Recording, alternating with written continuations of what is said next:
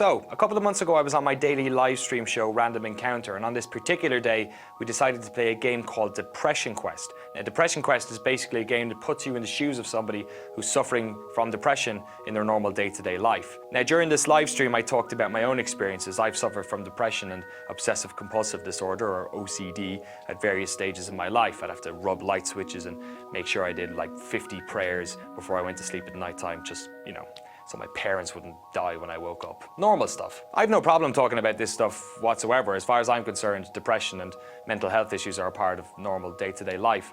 But what did surprise me was the amount of people who threw their stories at us via Twitter and emails and in the comments, basically talking about very similar stories as mine, that they used games as a coping mechanism, and that in many ways, games were what helped them break through their depression. So it brought up this really interesting question: could games actually be used to help beat depression? Well, I had to find out, so first things first, let's meet these internet people. Black Ops, yeah. What else? Little Big Planet, 1, 2, and karting. Played Modern Warfare as well. Again, only multiplayer or co-op. I don't play the campaigns or anything. I play the really crappiest games on Vita that you get, like the app ones. Treasures of Montezuma, that's it. I've got Liberation, Escape Plan. That's quite funny. I love that. It's my first game, or my first experience with games was probably ZX Spectrum, Jetpack Willy and Horace Goes Skiing, and Manic Miner was another one, all of those. And then Commodore 64, Nintendo, and then the SNES, and then PlayStation 1, 2, 3, and 4's on order. You might just tell me about your parents and how you came to find out you were depressed. Oh, right, yeah. My father, I think it was 2003, found out he had bowel cancer. Supposed to have a routine op, and unfortunately he got MRSA and went into a coma. Unfortunately, my dad passed away. Then my mum, just before he died, my mum told us that she had bowel cancer, and unfortunately hers was quite advanced. She started chemo, but unfortunately chemo was just too much for her. I went to hospital, and was told there and then that I had the makings of bowel cancer, and my whole bowel was covered in it. And I've got a rare genetic disorder which is called FAP. Found out a year after my mum died that I'd got it through her, and I lost all of my colon, and then because the bowel doesn't like being touched, I then lost apart from 1 metre of my small bowel over the course of about 7 operations. I now have to feed through a line called TPM feed, and it goes into my heart, and then my heart pumps it to around the body, so I can keep my organs going, what I have got. And I get a lot of pain. I'm on the machine about 16 hours a day. The life expectancy is 42. So I'm pretty lucky. I found out when I was 37, so I'm 42 now. You know you're not supposed to ask a lady their age. No, I'm joking. What did you do in your first year of university, Lucy? I slept. I would just sleep through the day because then I wouldn't have to, you know, worry about it and worry about failing and that spiral of anxiety you get, kind of thing. It was my first exam that actually had any bearing on the outcome of my degree, and it was all about depression. And I wrote something ridiculous along the lines of, "Dear examiner, I could write you an essay about depression, but I'm currently living it. I'll see you in August." And I left. Oh my God. And I didn't sit the rest of my exams, and I went home, and I took my Xbox with me, and I took a copy of Mass Effect and Mass Effect 2, and I escaped into those for a couple of weeks. So my dad got convicted of a crime, and he went down for 2.5 years, and I didn't know how to cope with it because I wasn't a very social person, so I didn't have a lot of friends. I wanted somewhere where I could escape, so it was like, oh, I play WoW, I could get into it. I really got into it after that.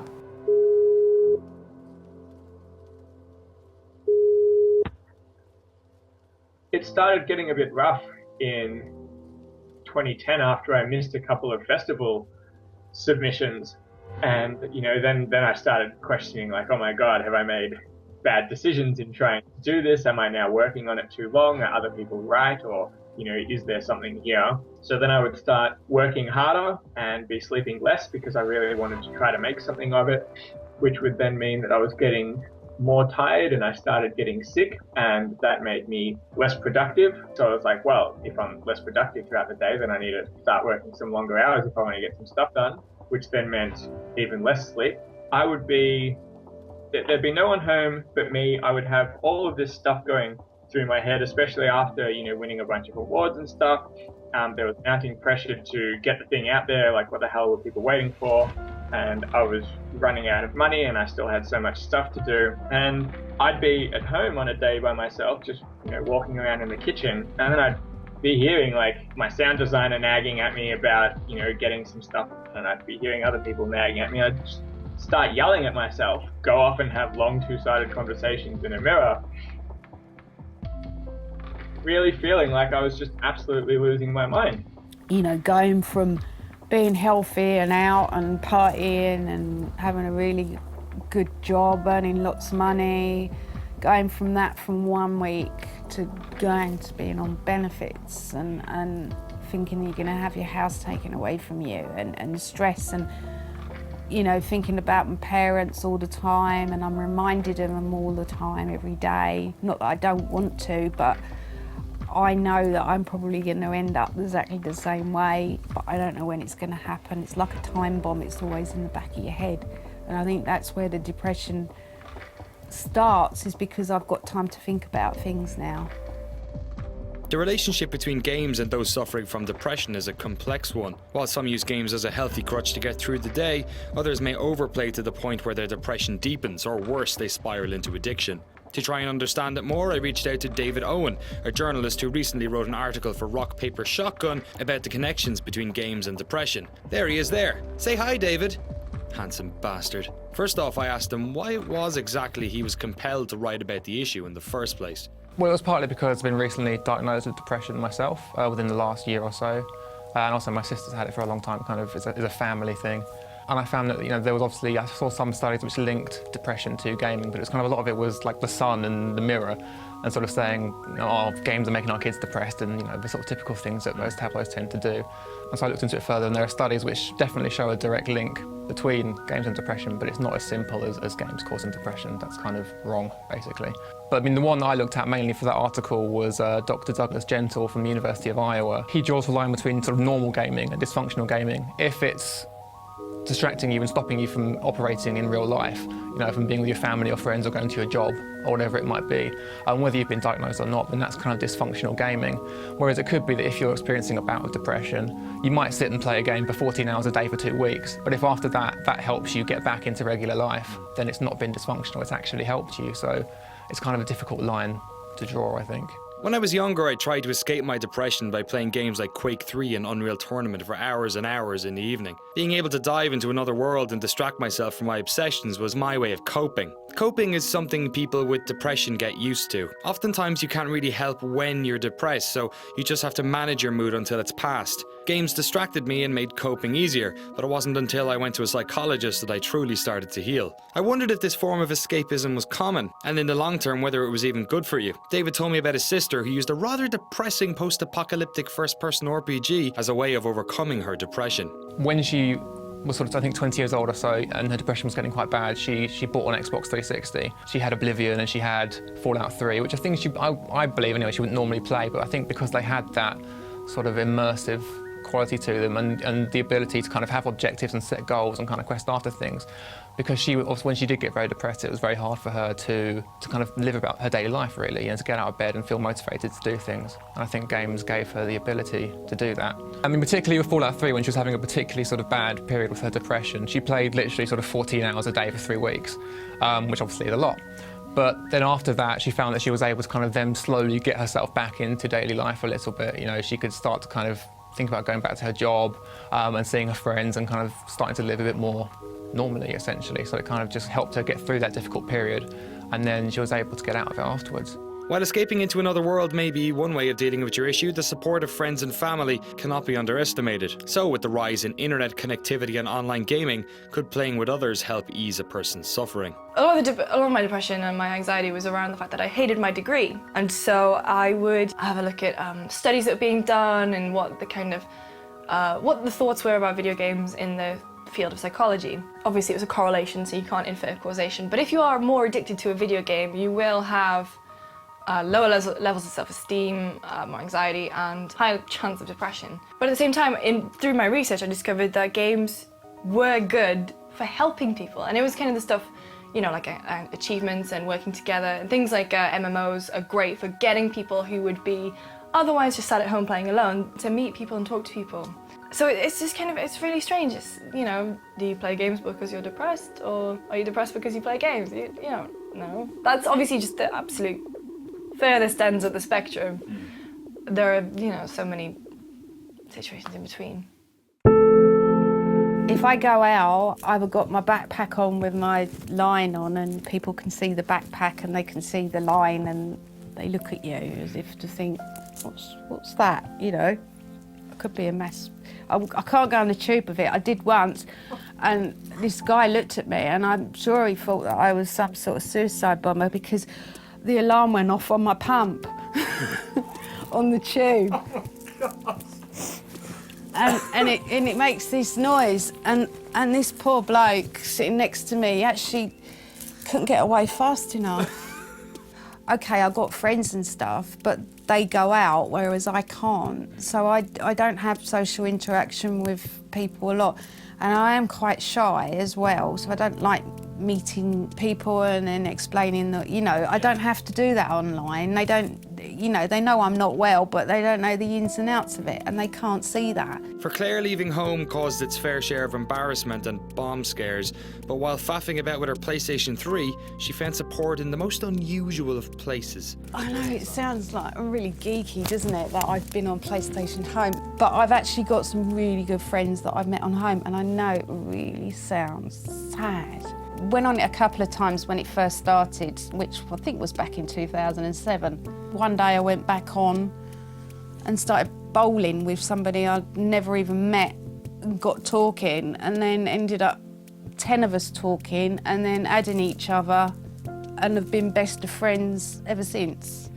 And it's great because I don't feel shy with them, you know, and we all play games, and, you know, the time passes, and then I think it keeps my brain going. You know, some people might just sit down and do nothing, and I think that's worse. For Tyler, World of Warcraft was merely something to keep his mind occupied, but it was the friends he made there that helped him deal with his troubles, friends he's kept to this day, even though he no longer plays WoW. Because, yeah, they weren't friends, they weren't real friends, they were internet friends, and then like there was that gap, so it was easier to talk to people. They didn't really know about my dad because I didn't really talk about it then. That's when my dad then was diagnosed with colon cancer. Loads of people were coming over to see my mum and my sister and me, and they possibly didn't understand that I was using this game to escape it.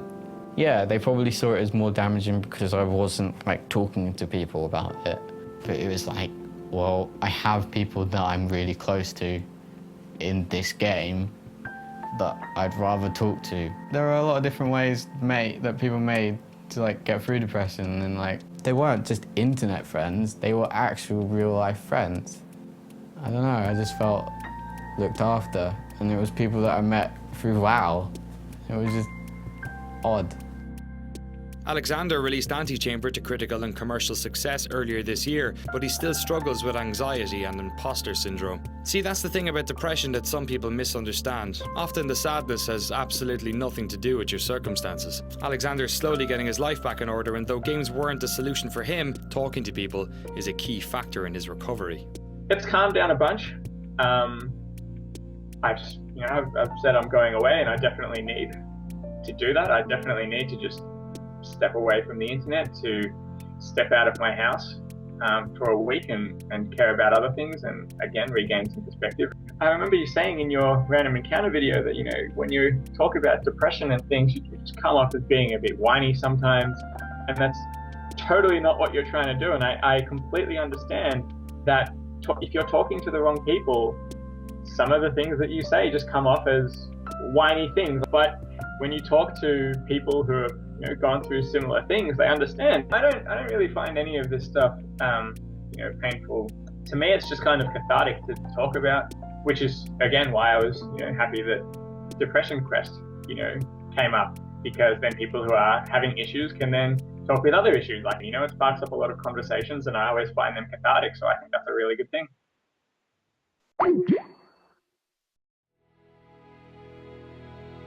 What would you say to somebody who's suffering from depression? I imagine there's probably going to be people, a percentage of people who watch this who there's bells ringing with some of this stuff. What would you say to? Get help. Go to the doctor straight away. They are the best people who know how to deal with it. If you need counselling, get counselling. It's there for you in your time of need. And while it may not have agreed with some people, it could be the thing that's right for you. Medication might not agree with some people, it might be right for you. But it's, why would you suffer in silence? Because I did for so long. And it was only really through games and kind of getting that slight boost, and then realising that I had a problem, and then kind of willing myself to go to the doctor and get it sorted. And I don't know where I'd be today if I didn't. And if I didn't open up and talk to people, like my friends about it and other people who suffered with it, if I didn't talk to someone, I'd still be miserable.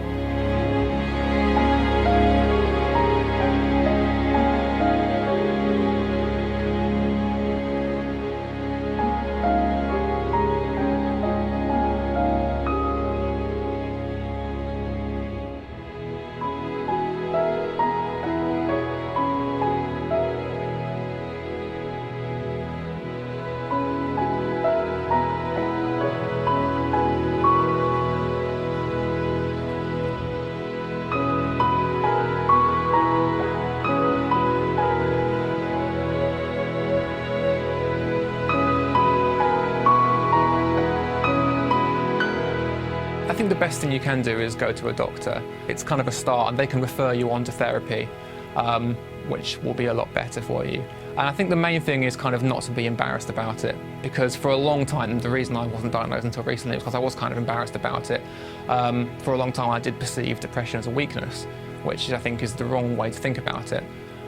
So the best thing you can do is just talk to someone about it, go and see a doctor, and try and get help in some capacity, because increasingly people are getting more understanding about mental health issues.